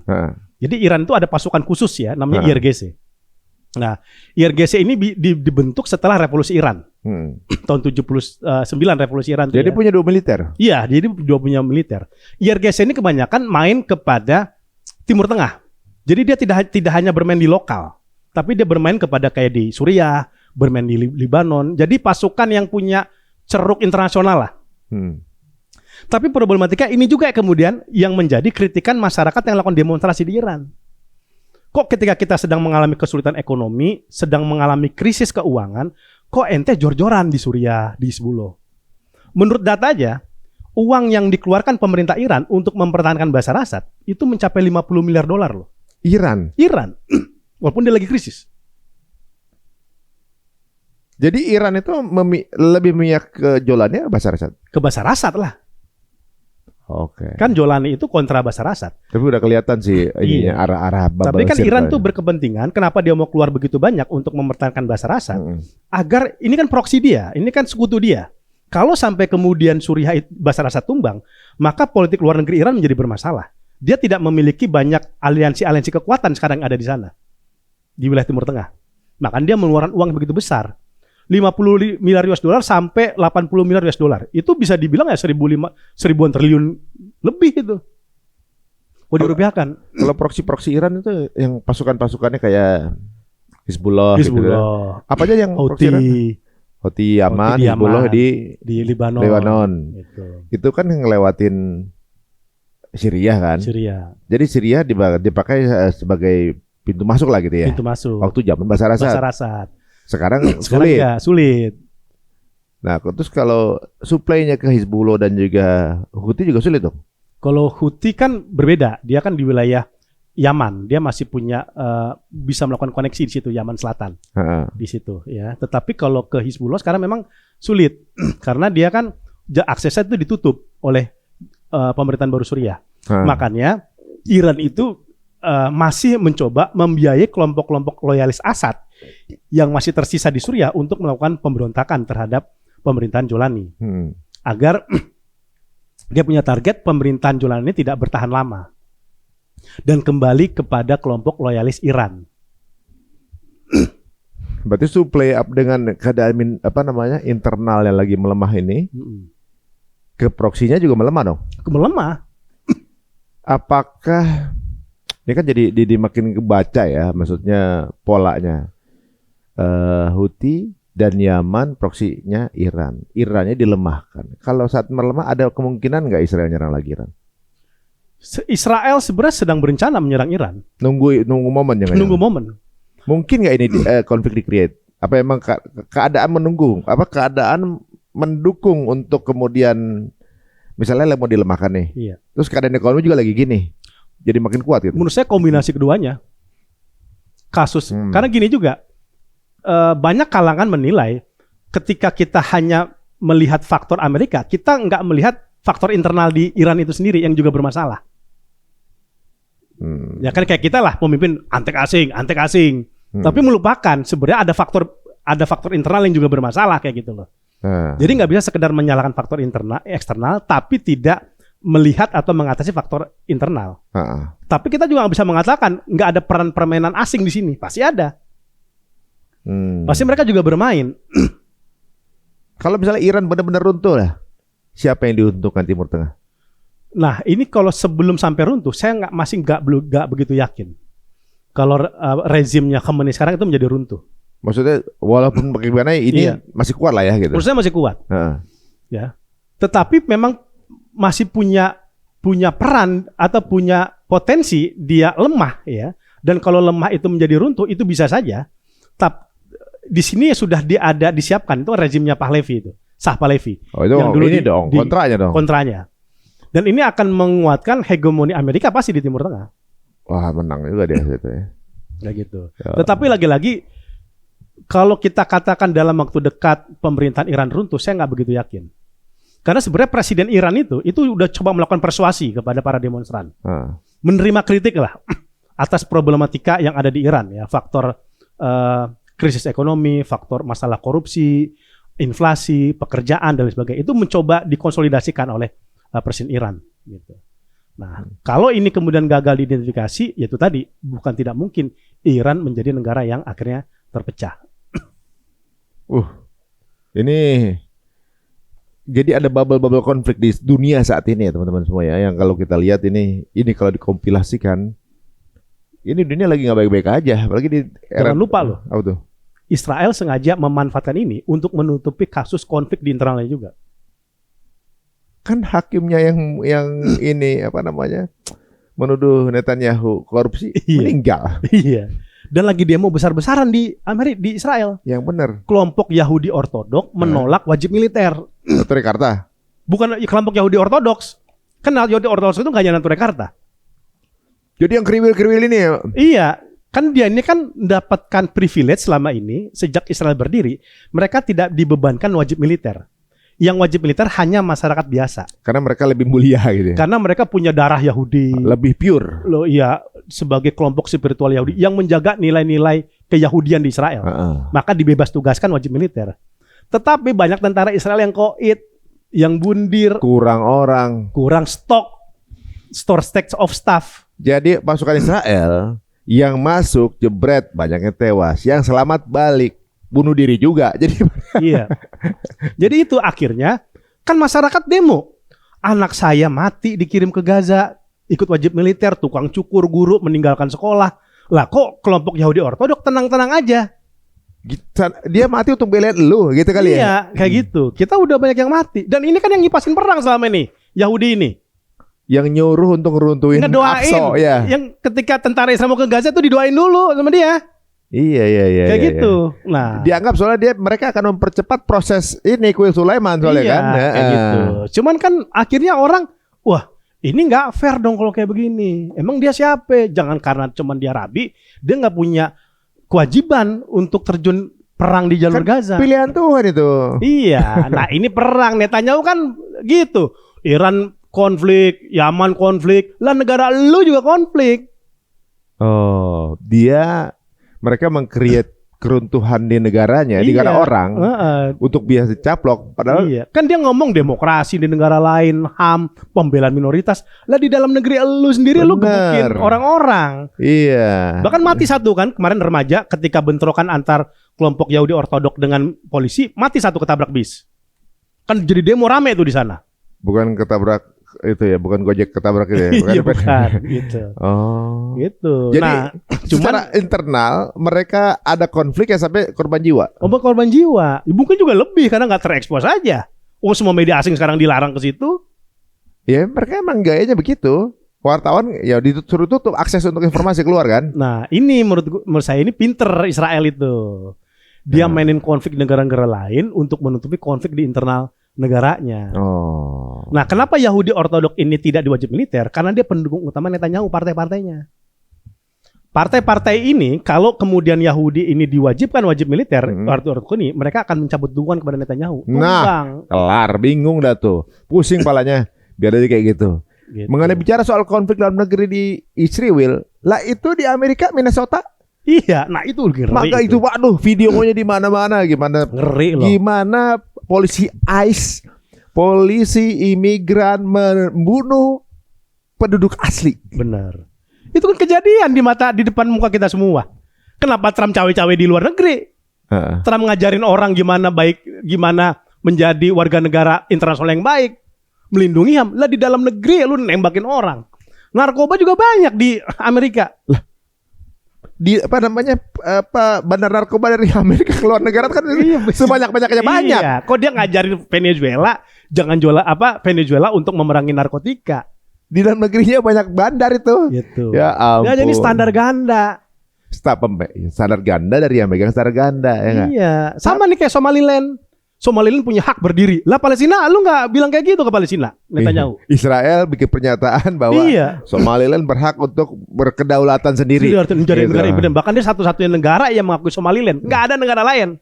Dia bilang, lu ngaca gitu ternyata orangnya. Iya, tapi Palestina nggak diberikan hak untuk menentukan nasib sendiri. Suriah tidak diberikan hak untuk mengelola negara sendiri. Diintervensi terus sama dia agar mau normalisasi. Diserang terus. Tapi kita kembali ke dalam negerinya Amerika nih. Iya. Trump ternyata posisinya mengadvokasi yang nembak ya. Iya, menembak, Dia, dibela sama dia. membela polisi ICE ini. Iya. Kan sekarang warga Amerika ngerasa, oh begini rasanya orang Gaza. Benar. Karena polisi ICE ini kan kayak Iya. kayak hukum gitu. Benar, nembak. Lu nggak suka tembak gitu. Iya. Kan sebelumnya juga kayak begitu kan dulu. Dulu ada kasus yang mati kan dicekek sama polisi Amerika. Si Black Lives Matter itu. Iya, Black Lives Matter. Oh, itu bukan ICE itu. Iya kan bukan ICE, itu kan polisi. Tapi kan juga. tetap bagian dari aparatur negara Amerika. Iya ya, ICE itu Immigrant Corps apa tuh I-nya lupa. Iya. Tapi Corps juga. Iya. Ya petugas imigrasi lah. Ah. Dan itu kan serem loh nembak orang. Dan Trump kan bilang mereka dia nembak karena diganggu sama si pengendara mobilnya itu. Loh, itu video dari yang nembak aja ada angle-nya. Abis nembak begini kan, terus dia tembak kan di videonya. Terus ada angle lain ya, videonya sambil narik pistol. Iya. Jalan ditembak, dar. Itu ibu-ibu, aduh ibu-ibu habis ngantar anak sekolah. Ya ampun. Nah tadi menarik ketika Bang Pizarro bilang bahwa Israel ini standar ganda mengakui kemerdekaan Somaliland, satu-satunya negara kan untuk bisa berdiri, sedangkan dia nih masih menjajah Palestina. Di sisi lain, kepentingan apa di Somaliland yang sampai akhirnya Israel ini sampai merasakan apa namanya kepentingan urge themselves gitu untuk mengakui ini. Iya. Ada kepentingan apa di situ? Pertama, Israel kan sekarang sedang menghadapi tsunami politik. Iya. Diisolasi berbagai negara. Mm-mm. Dia butuh negara pendukung. Sekecil apapun itu. Apalagi jika negara ini secara demografi strategis di Laut Merah. Mm-mm. Ya. Maka dengan pengakuan kepada Somaliland, ini bukan pengakuan simbolik, ini pengakuan strategis. Agar Somaliland juga mengakui Israel, dan makanya kan dia langsung pengen buka kedutaan besar di Israel. Somaliland Loh. Satu-satunya mungkin kedutaan besar Somaliland itu ada di Israel. Ya kan? Karena dia kan cuma satu negara yang ngakuin dia. Iya. Dan ini juga untuk menjepit posisi negara-negara lain di wilayah Laut Merah. Seperti kita pernah bahas di sini, Israel punya tujuan untuk membuat kanal Ben Gurion untuk menyaingi selurusan Suez. Dan itu kan harus mendapatkan dukungan dari Laut Merah. Makanya dia dukung Somaliland, dia dukung RSF, dia dukung Uni Emirat Arab di Yaman Selatan untuk memastikan politik maritim Israel itu terjamin di Timur Tengah.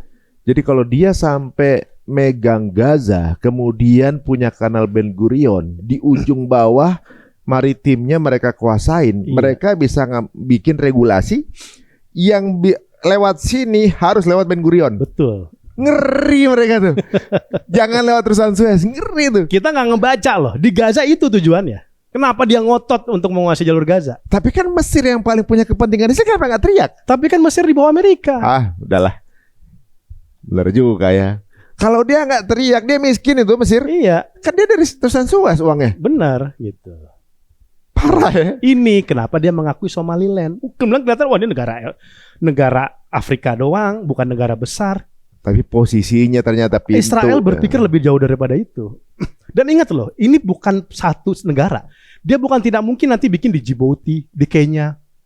Bayangkan, dari lebih 20 negara di Afrika, ada 30 kelompok separatis.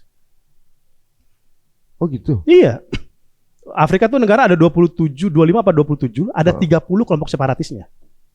Bisa meledak loh, kalau kasus Somaliland ini berhasil, dia bisa bikin copy paste di Djibouti, Kenya. Apalagi ya bisa kita tahu ya Afrika dimiskinkan, Sudan, edukasinya Wow. Karena negara-negara yang terpecah di Afrika itu kan nggak ada yang pernah benar-benar menjadi negara yang makmur. Contoh Sudan Selatan, 400.000 orang tewas sejak berpisah dengan Sudan, konflik juga. Yang masalah si emas ini lagi ya? Iya, kan pisah tuh 2011, Sudan Selatan didukung Israel. Masih ribut sampai sekarang di internal Sudan Selatan ya, bukan perang sama Sudannya. 400.000. Ethiopia pecah sama Eritrea. Di Eritrea orang bunuh-bunuhan 10.000. Dan Eritrea apakah menjadi negara yang makmur? Negara yang miskin sampai sekarang. Sudan Selatan juga sama. Semua jadi miskin kan? Eritrea bukan negara kecil itu ya? Kecil, pecahan Ethiopia itu. Yang nggak boleh ada informasi dari luar masuk, bukan? Iya, enggak beda kayaknya. Katanya nggak boleh ada influencer masuk ke situ. Jadi saya nggak tahu ya. Iya, Saya kurang dengar tahu dari di pesawat tuh ngobrol sama orang Eritrea. Iya. Nah, posisi Somaliland ini seberangannya Laut Merah sama siapa? Sama Yaman. Wah, kalau misalnya ada pangkalan militer di situ, bisa buat ngebuk Houthi dong. Uni Emirat Arab udah bikin pangkalan di situ. Ngeri. Bahkan pelabuhan terbesar di Somaliland, pelabuhan Berbera, itu udah investasi Uni Emirat Arab. Kebaca Kan sekarang. tanduk Afrika tuh. Afrika kan ada tanduknya tuh. Itu kan nembusnya Teluk Aden. Yaman. Choke point, tempatnya menyempit seperti ini. Kalau di mereka ini dikuasai Amerika, Israel, Uni Emirat Arab, ditutup, selesai itu. Mereka ada premannya dari situ. Iya. Dia bisa, lu kalau mau masuk sini, lu bayar sama gua atau jangan lu dukung politik gua. Wah, kalau dari tanduk ditutup, ujung ditutup, itu daerah perdagangan mereka yang pegang. Iya. Kaya tuh mereka. Kaya sama mereka. Semakin terisolasilah Palestina. Jadi ini adalah siasat-siasat mereka-mereka yang ingin menguasai dunia dengan cara miskinin yang lain dan ngikut peraturan mereka. Iya. Kalau nggak lewat situ mereka nggak bisa dagang, ya kan? Betul. Sedangkan tanpa dirasa nih, dunia ini sudah dipremanin dari dulu. Kalau nggak pakai dolar Amerika, lu nggak bisa transaksi, bener nggak? Iya. Kalau nggak pakai bank dunia, lu nggak bisa transaksi. Udah ngikut tuh sistem semua ke sana. Iya. Sekarang dari jalur perdagangan mau dibikin seperti itu. Kalau Gaza bisa tembus, bisa punya jalan keluar ke sana, Ben Gurion. Di sini pintu masuk mereka yang jaga. Iya. Jadi lu bisnis Kelar. pakai bank gua, pakai mata uang gua, Iya. jalur perdagangan juga lu juga pakai gua. Tinggal Bang Ari, apakah dunia Islam sadar? Itu orang Islam semua di pinggiran Iya, situ. Ini, aduh, mohon maaf ini. Aduh, pemimpinnya ini pada, aduh.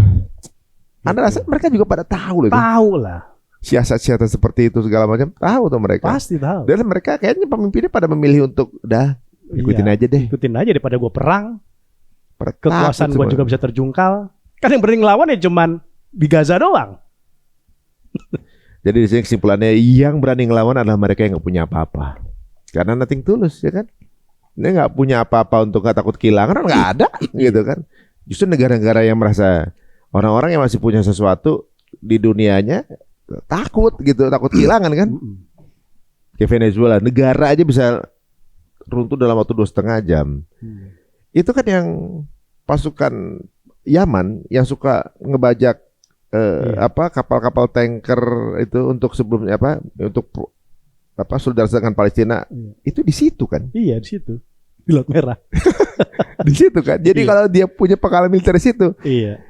itu sebagai ngamanin mereka juga tuh. Iya, itu ngamanin mereka juga. Alah, ini emang udah kayak. Nah, sekarang saya dari sisi lain. Emirat ada peran di situ.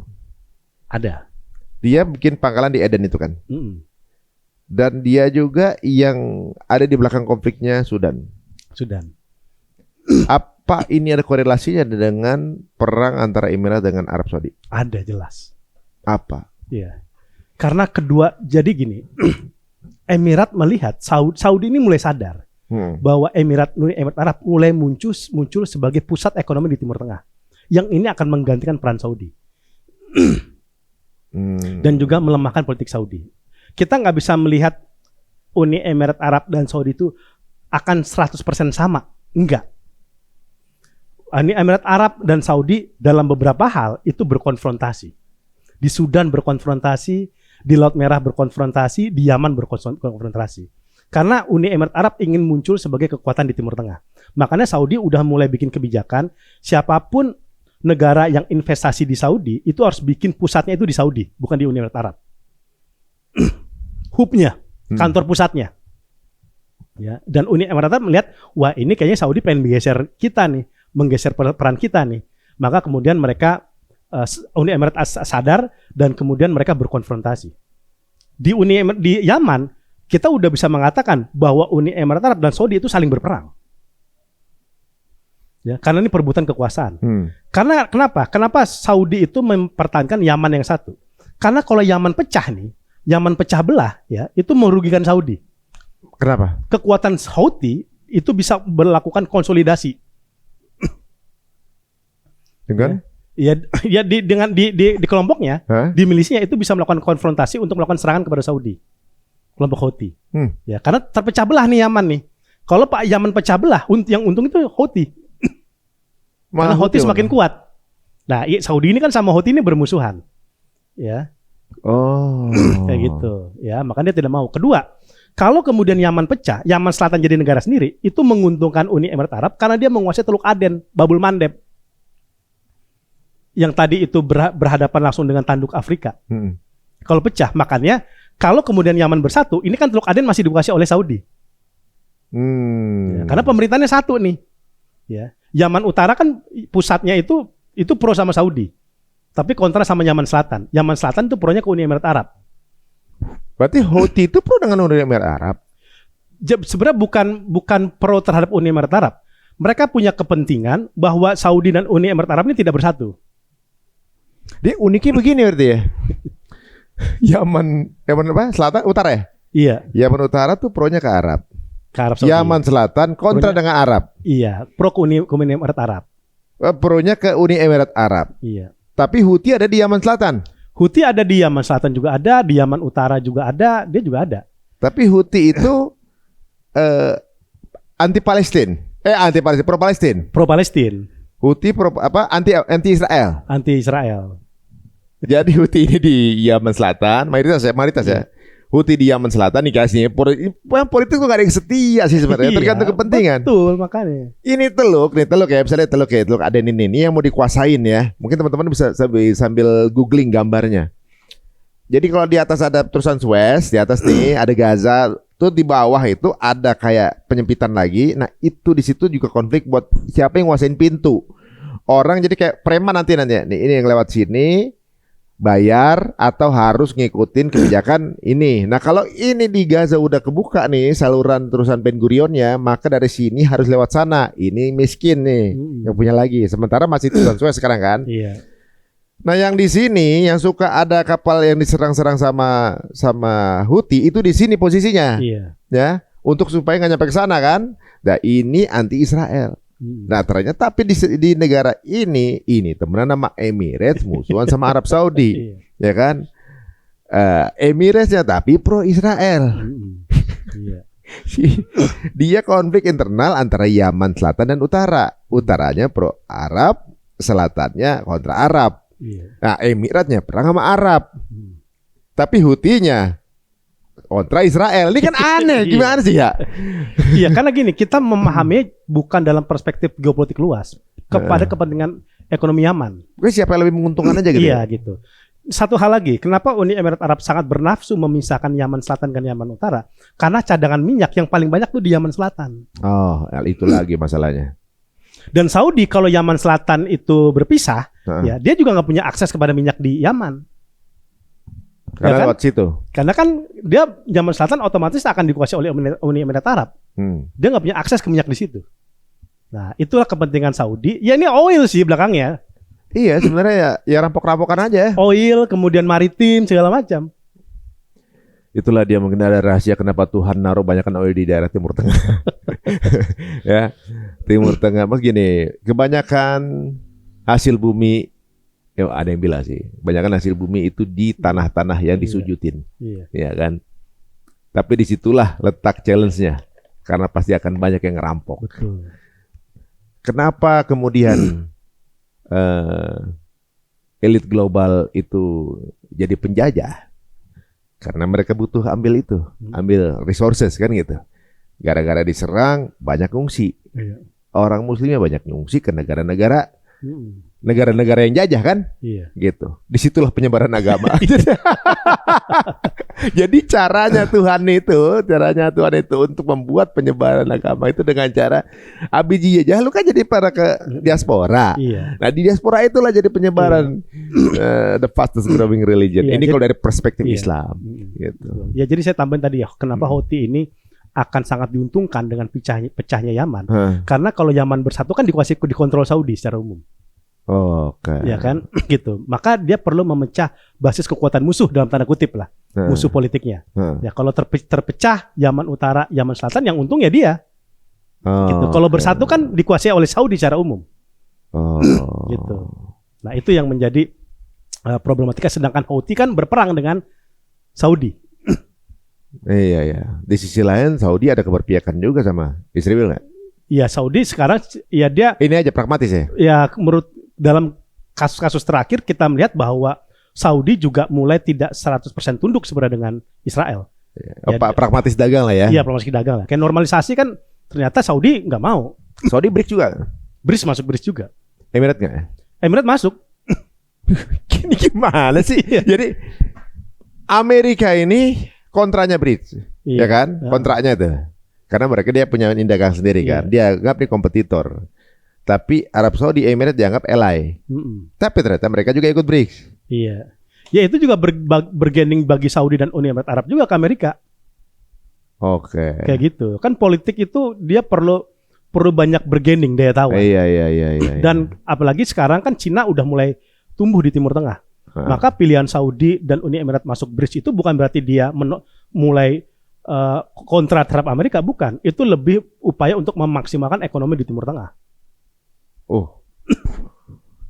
Jadi sebenarnya yang membara itu di berbagai tempat ini sekarang ya, secara politis ya. Iya. Kalau ke Asia bawah kita ini ada juga nggak sih yang punya potensi itu? Kan misalnya Kamboja dengan Thailand kemarin lagi panas juga. Punya, kan kita lihat kasus Laut Cina Selatan, klaim Cina terhadap wilayah Laut Cina Selatan itu kan belum beres sampai sekarang.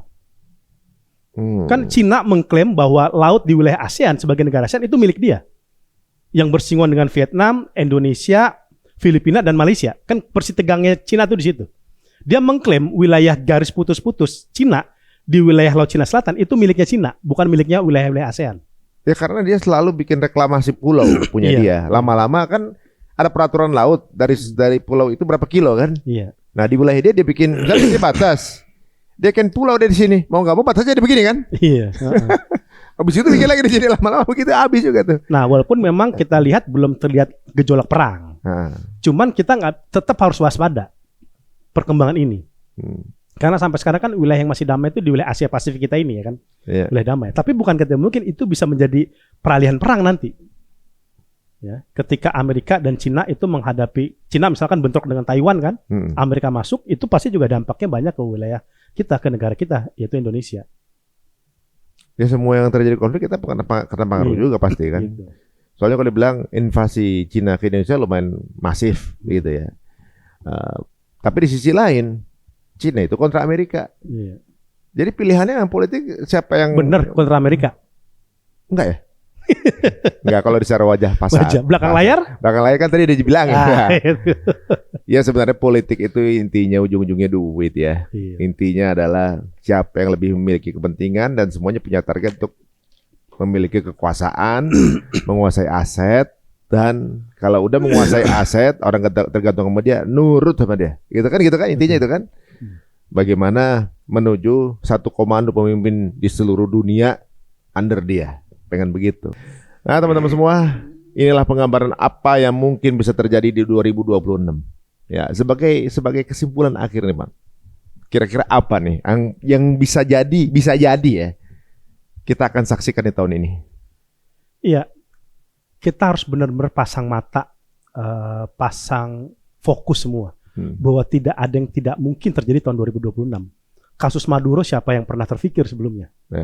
Ya, tapi itu terjadi dilakukan oleh Amerika. Karena Amerika semakin lama semakin ingin dijadikan posisi dia sebagai polisi dunia ataupun raja dunia. Maka kita harus waspada. Ya, maka kita harus betul-betul pasang mata dan kita harus berani sama Amerika. Dalam arti gini, kita jangan kemudian didikte terus. Kita diam. Karena kalau itu terjadi, itu kita bisa menjadi korban selanjutnya. Kalau Venezuela itu bisa dilakukan, bukan tidak mungkin negara-negara lain akan bergiliran dilakukan oleh Amerika. Dan kalau kayak gitu dunia kacau balau.